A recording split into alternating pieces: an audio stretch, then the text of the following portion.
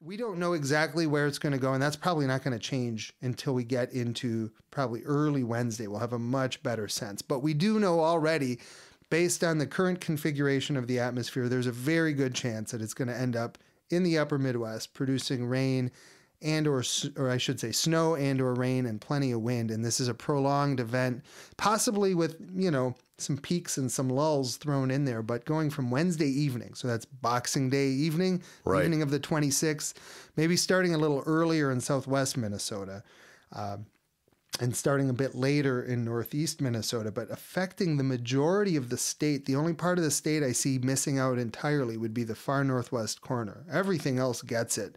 And we're talking about rain, snow, heavy snow, blowing snow, blizzard conditions, possible thunder, a little bit of mixed precipitation too, lasting into Friday, possibly even through Friday in some areas. So it's a pretty significant event. Looks like the peak of it's going to come on Thursday.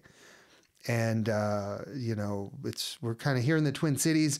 We're kind of right on this handoff zone where it's not clear how much rain we're going to get cutting into those snowfall totals. But I wouldn't be surprised to see good parts of the state seeing over a foot of snow, Jim.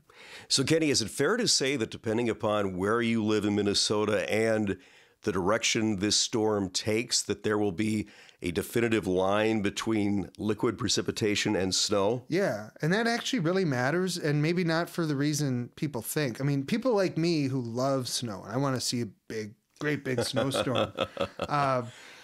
We might often think because the snow will immediately drop visibilities, it will immediately cause problems on the roads. So you have the restricted visibility, you have slippery road conditions, you get, snow building up all over the place.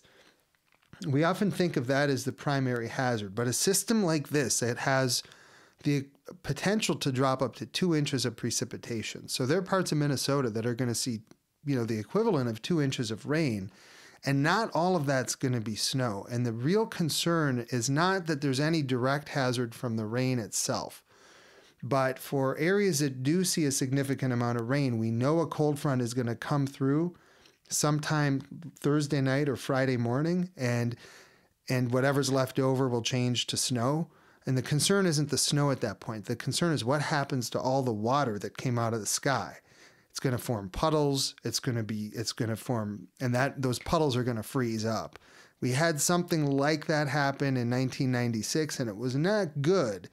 So the rain-snow line is critical because, sure, it determines who's going to get bombarded by blizzard-like conditions, but also on the other side, who's going to potentially have to deal with a lot of ice. And it's not a traditional ice storm. We're not talking about rain falling onto frozen surfaces. That's an ice storm.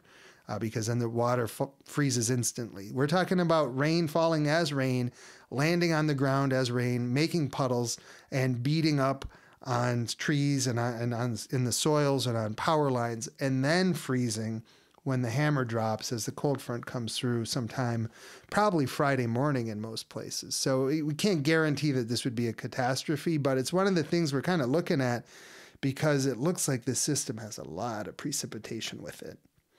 Wow. Well, we will be watching this as it unfolds, no doubt. We did promise you, too, that we would have the top 5 weather events of this past year. But given the fact we have this looming storm, we're going to delay that until next week. And I think it's good, too, because we have we have a bit of breaking. Oh, this is so nerdy. We have some nerdy breaking news. Sadly, this is audio, so we can't have that little crawl at the bottom of the screen that says breaking news. Right. Well, that's good because I think the sensory overload that you get from that stuff maybe overwhelms some people. But so one of the things that I would have thrown in the top 5, I will throw in the top 5, is that Minnesota broke its record for annual precipitation this year. Now, the little bit, this is the most nerdy micro drama you could ever imagine, but the State Climatology Office and the National Weather Service office out of La Crosse went and confirmed that the Caledonia Cooperative Station, so that's down in far southeastern Minnesota, indeed broke the record. The old record was 56.24 inches. It was set in 2016 in Waseca. one of the things that we used to verify the legitimacy of Caledonia's new records was 2 nearby stations that are official cooperative stations that had high but not quite as high totals. So 54, 55 inches. One of those stations was Harmony. What we didn't check, and this is just such a minor issue, what we didn't check was to see that all of the data from those stations were up to date. Well, it turns out that Harmony was not, and Harmony, once all their new data came in, they're actually higher than Caledonia.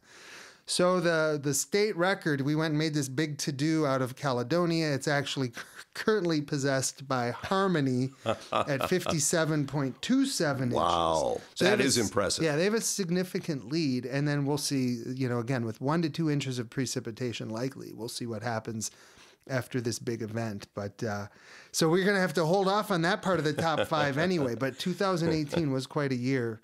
And there's a lot to talk about. And we figured, we can get past this and get to the very end of the year and know where this event stands and maybe put the rest of the year in perspective. Well, definitely keep an eye on changing weather conditions. Watch the road conditions coming up starting probably afternoon of Wednesday and continuing through Friday. Yeah, I would say, it's going to be dicey travel. And so I know some people who are traveling. I don't know if you're going anywhere. No, luckily not. Staying put. Yeah, I'm going to be working on the non-holiday days between Christmas and the New Year. And so I'm not going anywhere, but I have family and friends who are traveling. Wednesday, I think, is doable if you're not headed towards Sioux Falls. I think you can get stuff done on Wednesday.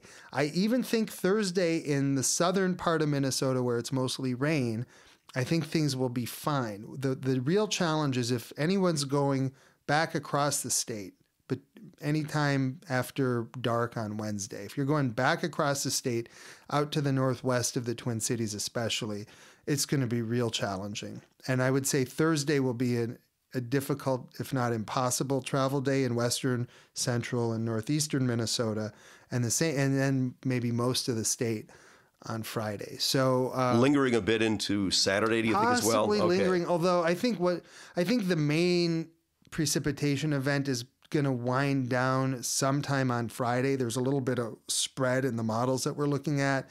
Some of them have it ending Friday morning, some having it end Friday evening. That's the kind of thing we don't have a lot of clarity on right now because it's not entirely obvious which of the many scenarios we're seeing is going to be the right one, or is it just going to be a blend of everything we're seeing.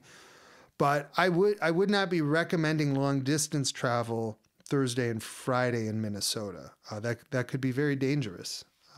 But people have to make the choices that they make. But if there's any way to wait until Saturday, I think people would have a lot, or to leave on Wednesday, I think people have a lot better time and more fun, and give the circulation in their fingers a bit of a break.